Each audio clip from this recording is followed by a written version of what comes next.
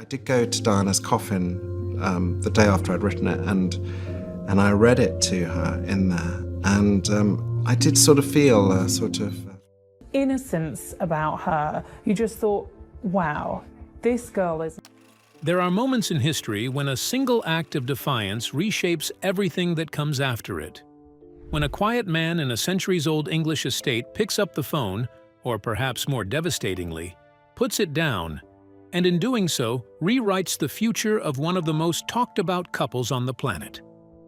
This is one of those moments.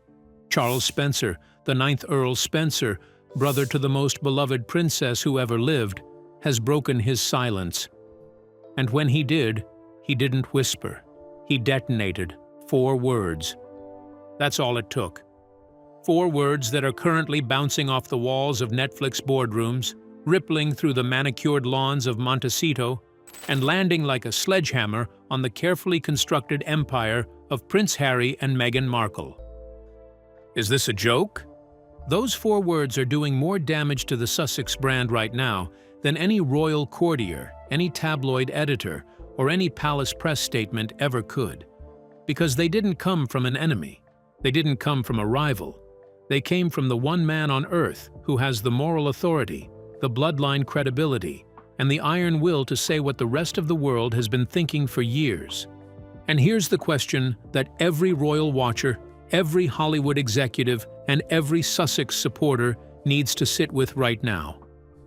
When Diana's own brother looks at how her memory is being used and calls it a joke, at what point does the rest of the world follow his lead? We are going to break this story wide open today. We are going to pull back every curtain, examine every angle, and follow every thread of this extraordinary confrontation to its logical and deeply troubling conclusion. Because what Charles Spencer has just done is far bigger than one rejected Netflix proposal. He has changed the entire game. And Prince Harry, caught in the middle of a battle between his wife's ambitions and his mother's memory, may never recover from the shockwave. Stay with us. This story is extraordinary. To understand why this moment carries the weight it does, you first have to understand the man who delivered the blow, not the headline version, not the ceremonial earl who appears at commemorations and gives carefully worded statements, the real Charles Spencer. He is 62 years old. He has spent the better part of 3 decades living with a burden that very few people on earth could comprehend. He is the man who stood at the pulpit of Westminster Abbey in September 1997 in front of a grieving nation, in front of the royal family who had, in his view, failed his sister, and he delivered a eulogy that stopped the world cold. He didn't console. He challenged. He looked directly at the institution that had crushed Diana and promised, on record, before 2 billion watching people, that her blood family would ensure her sons were raised with the soul and sensitivity she cherished. Not with cold institutional rigidity, with soul, with sensitivity, with truth. That speech wasn't just a farewell, it was a declaration of intent, and Charles Spencer has been living up to it, quietly, strategically, and with absolute conviction ever since. Althorpe House, the Spencer ancestral estate in Northamptonshire, is where Diana grew up. It is where she learned to ride horses through English fields, where she played, dreamed, and became the person the world would come to love. And it is where she now rests, not in a royal vault, not in a public mausoleum, on a private island surrounded by trees she loved, on land that has belonged to the Spencer family for 500 years. 500 years! Charles Spencer is not just a grieving brother with an estate. He is the gatekeeper of the most significant legacy in modern British history. He decides who gets access to that island. He decides who gets to tell the story of the woman buried there. He decides what is a tribute and what is exploitation. And for years, he has watched, waited, and said very little. But something has shifted. Something has changed in the last few years that has pushed this famously private man to the point where he is now willing to publicly call out the most famous couple in the world. What pushed him to this breaking point? And why now? To answer that, we have to go back to the beginning of what critics have been calling, with increasing urgency, the Diana cosplay era. It didn't start aggressively. It started softly, almost movingly. The aquamarine ring at the evening reception after the 2018 royal wedding, one of Diana's most recognizable pieces, worn as a visible tribute to the woman Harry loved and lost. The world responded warmly. It felt genuine. It felt earned. But then the pattern continued. The butterfly earrings, the Cartier tank watch, the gold bracelets, item after item, moment after moment, each one a piece of Diana's identity carefully selected and worn at high-profile events, guaranteed to generate maximum photographic coverage. Each piece was more than jewelry. Each piece was a message. And the message was consistent. I am connected to her. I carry her. I am continuing what she started. And it wasn't just the jewelry. It went deeper, much deeper. Think about the 2021 Oprah interview. Now strip away your personal feelings about the content of that interview for a moment, and just look at its architecture. The lighting, soft and cinematic. The setting, intimate and carefully staged. The themes, a woman being silenced by an uncaring institution, her mental health ignored, her cries for help dismissed by gray suits, more interested in reputation than humanity. A woman alone in a hostile system, reaching out to the public directly because the institution had closed every door. Does that narrative structure sound familiar? It should, because it is almost a beat-for-beat update of Diana's 1995 Panorama interview. The interview that shook the monarchy to its foundations. The interview that Diana gave in secret, bypassing the palace entirely, speaking directly to a public that she trusted more than the system that imprisoned her. For Charles Spencer, watching the 2021 Oprah interview from Althorp, it wasn't a tribute. It was something else entirely, something that made his blood run cold. And then came the documentaries, the Netflix series with its intimate footage, the confessional camera moments, the careful narrative of a couple pushed out, hunted down, and forced to flee, and threaded through all of it, always, the ghost of Diana. The implication that history was repeating itself, that the princess who was destroyed by the establishment had been succeeded by a duchess who was facing the same fate. It was a branding strategy, an extraordinarily sophisticated one, but a branding strategy nonetheless. And Charles Spencer, who watched his sister's genuine trauma be exploited by media predators in real time, who has spent nearly 30 years protecting her memory from exactly this kind of commercialization, was watching it happen again, not to Diana this time, with Diana, using Diana, packaging Diana's pain as a product. Now ask yourself, how long do you think a man like that was going to stay quiet? Here is where the story takes a turn that nobody in Hollywood saw coming. By early 2026, the Sussex media machine was under serious pressure. The Spotify partnership had collapsed in a blaze of unflattering headlines, with executives reportedly describing their experience as deeply disappointing.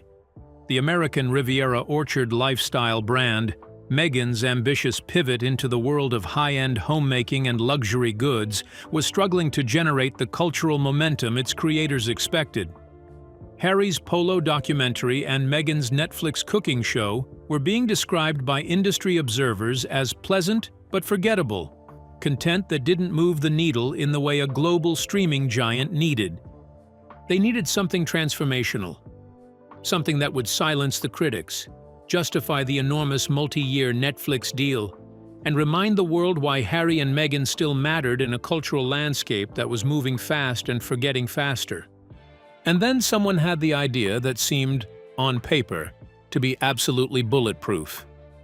2027 marks the 30th anniversary of Princess Diana's death. 30 years since the crash in the Pont de l'Alma tunnel. 30 years since the world stood still. 30 years of grief, mythology, and unanswered questions. The appetite for a definitive, authorized, emotionally resonant documentary series about the life and death of Diana, Princess of Wales, would be unlike anything the streaming world had ever seen. It would be a global event, not just a show, a moment. Netflix executives understood this immediately. A multi-episode epic, cinematic, emotional, world-stopping. The kind of content that doesn't just win awards, it wins the culture. The kind of content that people talk about for decades. And the angle that made it truly irresistible? Draw a direct, unambiguous line between Diana's struggle against the establishment in the 1990s and Meghan Markle's struggle against the same forces in the 2020s. Position Meghan not merely as a member of the family, but as the modern incarnation of Diana's fight. The new woman in the line of fire. The 21st century continuation of a story that never really ended. It was bold. It was ambitious. It was designed to make Meghan the definitive voice of Diana's legacy going forward. There was just one catastrophic problem with this plan. They needed Charles Spencer to play along. When Netflix approached the Earl of Spencer about cooperation with the 2027 anniversary project, they weren't asking for a small favor. They were asking for everything. They wanted access to Althorp House itself, 5 centuries of Spencer history contained in stone and shadow, the kind of backdrop that money genuinely cannot buy. They wanted access to family archives, the kind of private, personal material that transforms a documentary from a clip show into a revelation.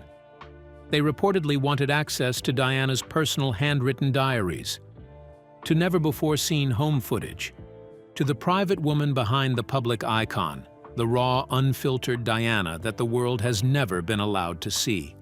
And they wanted Charles Spencer's face, his voice, his endorsement, his blessing, because without it, the series was just another unauthorized retrospective. Interesting, perhaps, but not legitimate, not sacred, not the real thing. With Charles Spencer on board, the documentary would have been untouchable. His participation would have signaled to the world that Diana's own blood family approved of the comparison being drawn between the princess and the Duchess. It would have been the ultimate authentication of the Sussex narrative. But when Charles Spencer sat down and reviewed the full proposal, something happened that the Netflix producers and the Sussex team had apparently not prepared for. He read it carefully. He considered the role Meghan was set to play. He absorbed the framing, the comparisons, the spiritual successor narrative. He looked at the architecture of the whole project, and he saw, with absolute clarity, what it actually was. And then he responded in 4 words. Is this a joke? 4 words. No equivocation, no diplomatic softening, no invitation for further discussion or revised proposals. The gates of Althorp closed, and they did not reopen. Think about what that moment must have felt like in those boardrooms. Think about the silence that followed those 4 words. Because this wasn't a rejection from a random relative with a grudge. This was the verdict of the man who has more moral authority over Diana's legacy than any other living person on Earth.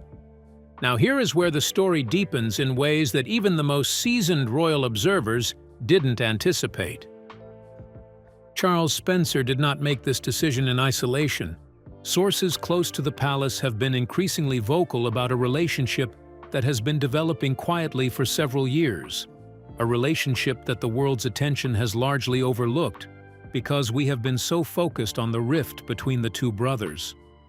The relationship between Charles Spencer and Prince William. Think about what these 2 men share. They are bound by the same loss. They are driven by the same protective instinct toward the woman they loved.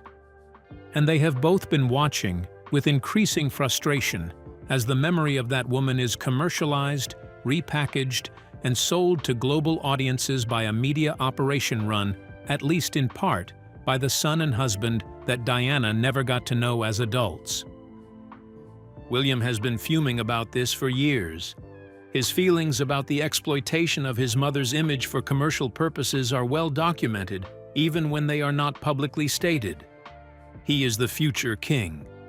He cannot be seen to be blocking his brother's media projects. He cannot issue statements from the palace without triggering an international press storm about censorship and family warfare. But Charles Spencer can. The elegance of the position Charles has taken is almost architectural in its precision. When the palace blocks a Diana documentary, it looks like institutional control. It looks like the monarchy managing its own reputation, suppressing inconvenient truths, protecting the establishment. The press writes those stories eagerly. But when Diana's own brother, the man who eulogized her, who protected her sons, who has spent 30 years guarding her memory from exploitation, publicly labels a project as a joke, that's not censorship. That's family honor. And you cannot argue against family honor without looking like the villain of the story. Harry cannot lash out at his uncle without appearing to disrespect his mother's family.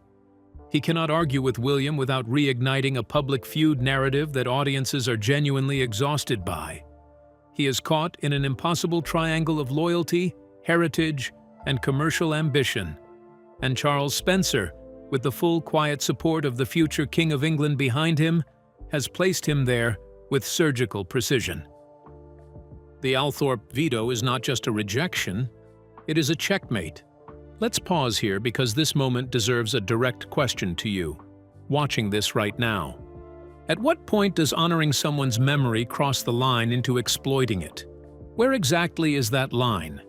Because this is the central moral question of this entire story, and it's one that doesn't have an easy answer. Harry genuinely loved his mother. Nobody who has watched him speak about Diana in unguarded moments doubts that love for a second. The grief is real. It has shaped every major decision of his adult life. His marriage to Meghan, a woman he believed the establishment was trying to destroy just as it destroyed Diana, is rooted in that grief. His move to America, his rejection of royal life, his willingness to burn every institutional bridge, it all comes back to the loss of his mother. But love and exploitation are not mutually exclusive. A person can genuinely grieve someone and still allow that grief to be packaged and sold. A person can genuinely believe they are honoring a legacy while simultaneously treating it as a commercial asset. The question isn't whether Harry's love for Diana is real. The question is whether that love is being protected or being monetized. And Charles Spencer, watching all of this from Althorp, has apparently arrived at a very clear answer. The financial implications of this veto are staggering in ways that the celebrity press coverage has barely begun to capture. The 2027 Diana documentary was not just another project in the Sussex content pipeline.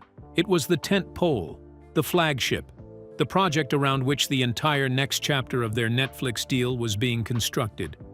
Industry analysts have been describing it, privately and occasionally publicly, as the one guaranteed hit in an otherwise uncertain content portfolio.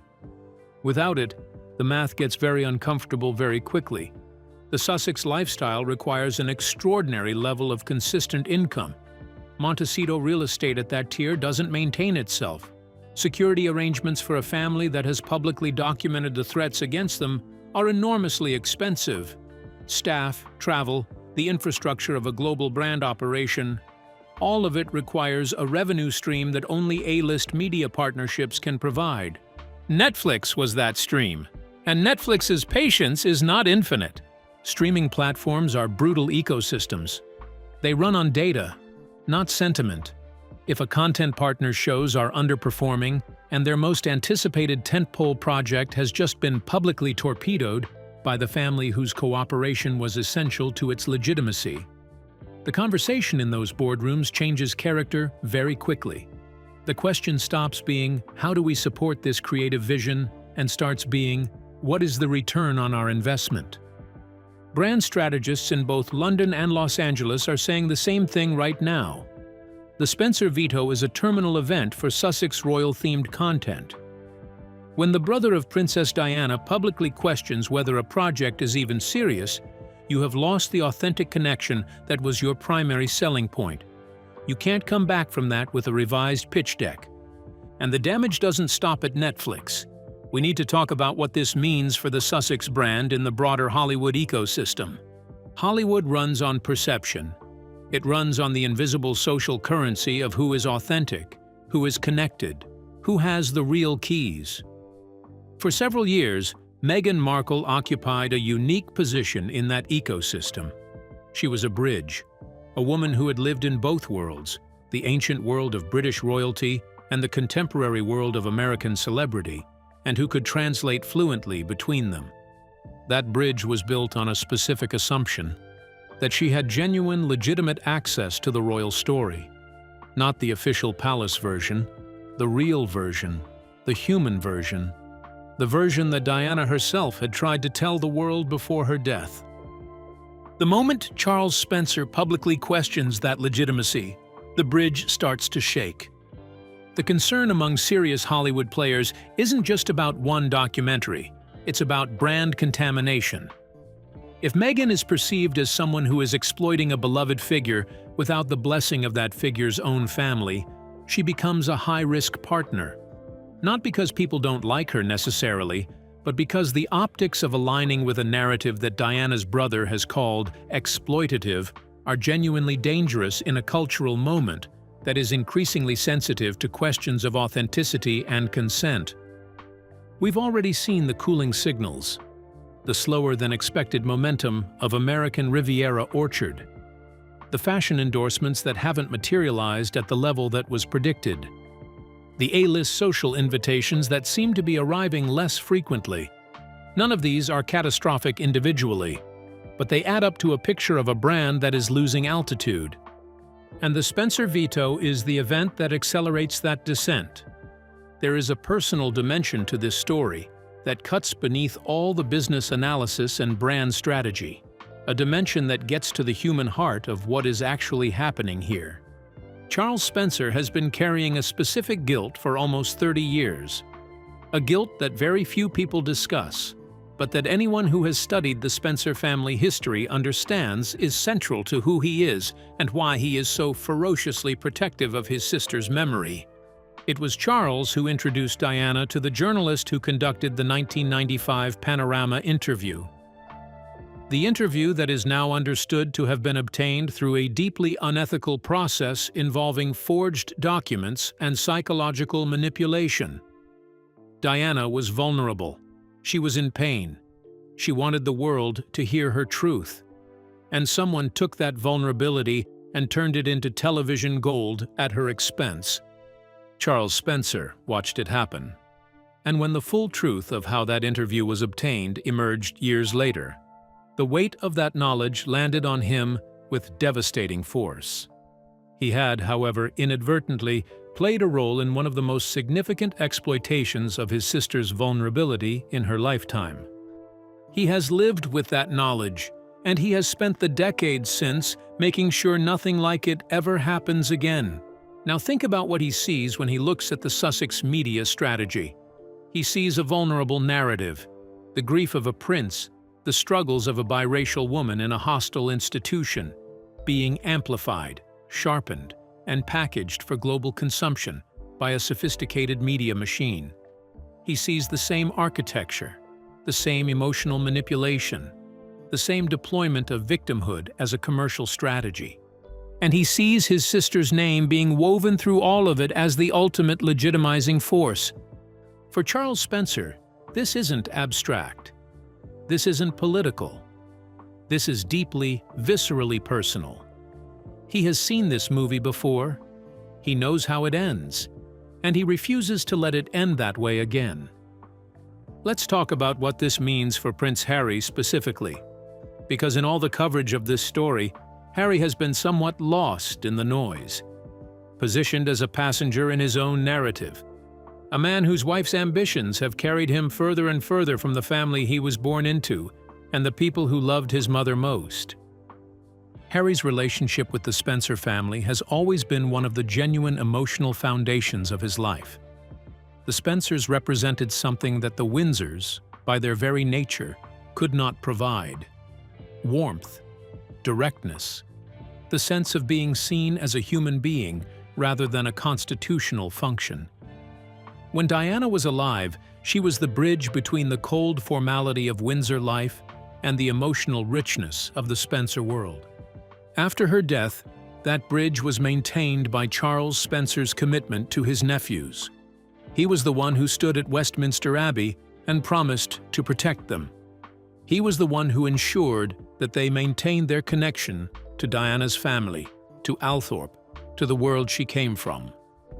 For Harry to now find himself on the receiving end of his uncle's public contempt, to be the person whose media ventures have pushed Charles Spencer to the point of issuing a 4-word dismissal, is a rupture that goes far beyond business.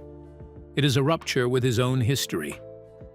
And the question that Harry must be sitting with right now, in the quiet of Montecito, is this: at what point did honoring my mother become building a brand? At what point did I stop being Diana's son and start being a Netflix executive's asset?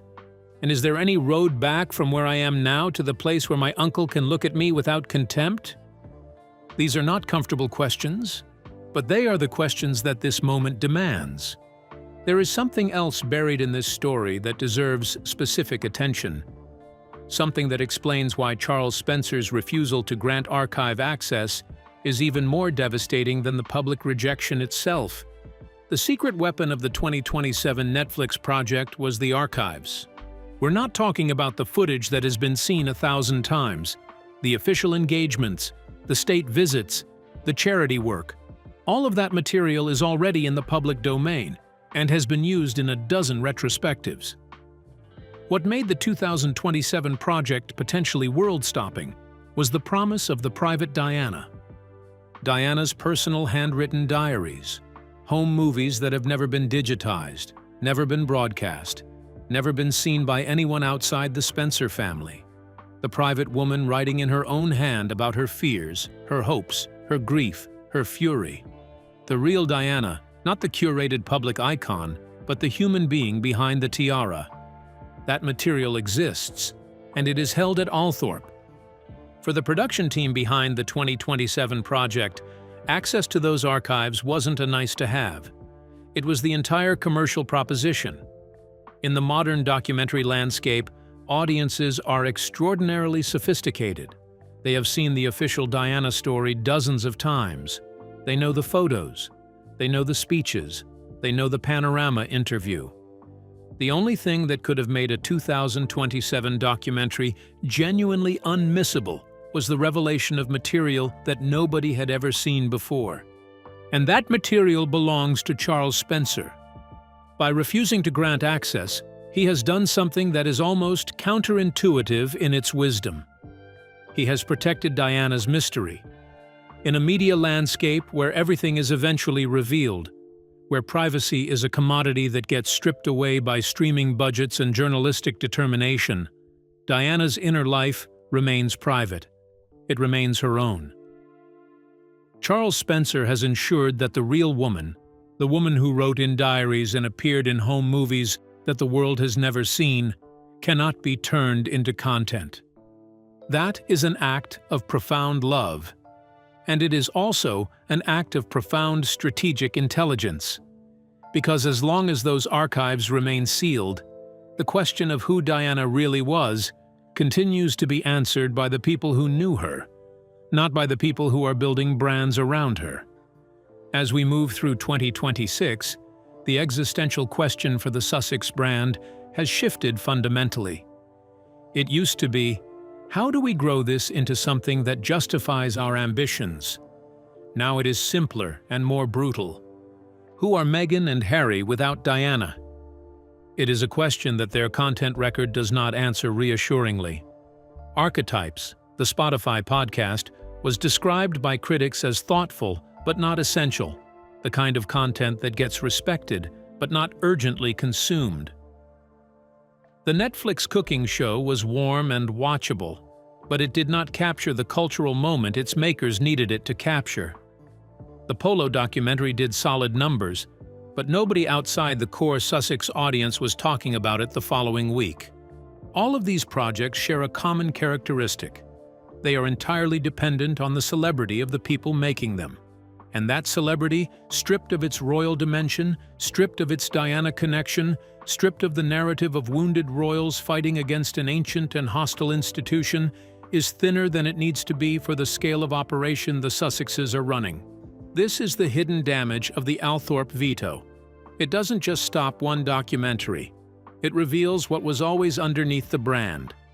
Two people who are enormously famous, genuinely compelling individually, but who built their media identity on a very specific kind of story that they can no longer tell with the authority they once commanded. The audience that follows the Sussexes most passionately is the audience that follows the royal story. Remove the royal story, and you don't just shrink the audience. You remove the emotional stakes that made the content feel important. Diana was the emotional stakes. She was the reason that everything Harry and Meghan did felt connected to something larger than celebrity. The loss of a mother, the repetition of history, the tragedy of a family that destroys its own. Without Diana as the connective tissue, the Sussex story becomes the story of two wealthy and famous people navigating the difficulties of celebrity, which is a story, but it is not a world-stopping one.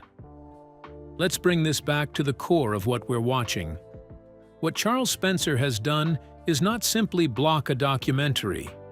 He has drawn a line in English soil that goes 500 years deep, and he has said, "This is where exploitation ends and truth begins."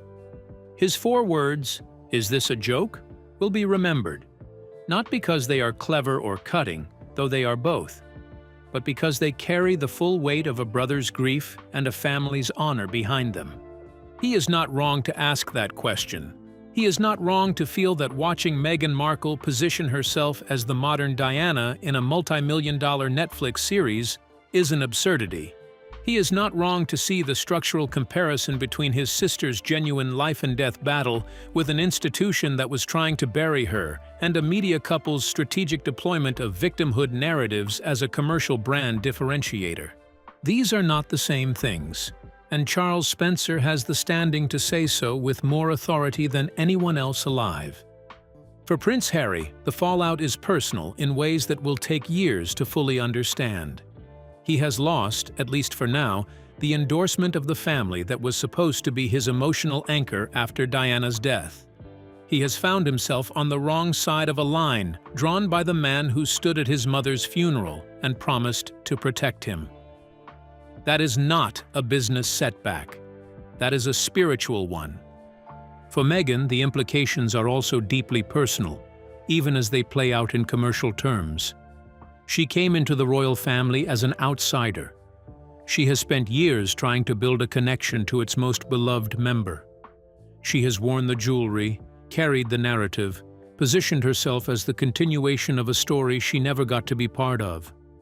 And now the man who holds the keys to that story has looked at her role in it and used 4 words to reduce it to nothing. So here is the question we leave you with today, the one that matters most as this story continues to develop. Can the Sussex brand survive the loss of Diana? Because that is ultimately what the Althorp veto represents. Not just the loss of one project, the loss of the narrative architecture that has underpinned everything they have built in America. The loss of the story that made them more than just another famous couple. The loss of the ghost that gave their rebellion its moral gravity. Charles Spencer has not just closed a door, he has pulled a thread. And as 2026 unfolds, we are about to find out how much of the Sussex tapestry was held together by that single thread, and how much unravels when it is finally, definitively, gone. The island at Althorp is quiet again. The diaries remain sealed. The home movies stay in their cases. And the woman resting beneath the trees is, finally, protected from the one threat that even death couldn't stop her from facing: the transformation of her truth into someone else's brand. Prince Harry is in shock. He has every reason to be. The foundation on which the Sussex Empire was built has just been declared off-limits by the man who owns it. And the brother who promised to protect Diana at her funeral is still keeping that promise. 30 years on, that promise is the most powerful thing in this entire story. Think about that. Leave us your thoughts in the comments. Do you believe the Diana card is now permanently off the table for the Sussexes? Is there any version of this that Harry can recover from? And what does it mean for the future of a brand built on a ghost? Let us know what you think. Share this video with someone who follows the royal story closely. And stay with us as this story continues to unfold. The final chapter has not been written yet, but for the first time, it feels like someone else is holding the pen.